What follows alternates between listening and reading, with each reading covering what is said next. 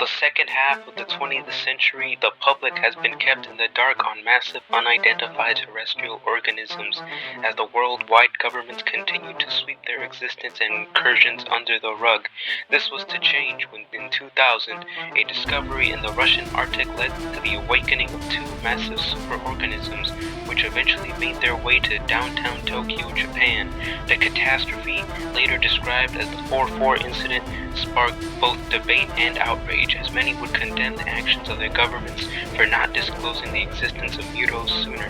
The global outrage caused a second arms race, as different nations would either ally themselves or compete with each other to create the perfect muto-killing machines. The Kaiju Research Organization, also known as K.R.O, the UN's top secret division for investigating, destroying, and covering up these monsters since the 1950s, had slowly begun developing projects to deal with the public after the 4-4 incident. The main architect of these projects, General Mark Stentz, joined K.R.O in the late 1980s as a lieutenant general, was the most vocal K.R.O officer in favor of revealing K.R.O to the public.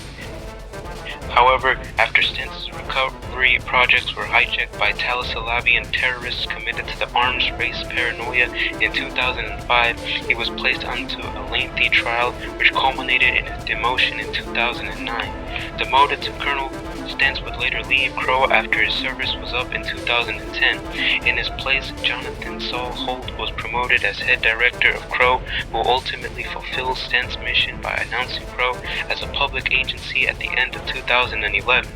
Since 2015, Kaiju Incursions, as the K.R.O website calls them, have decreased, finally leading to a cool down of the arms race after 15 years.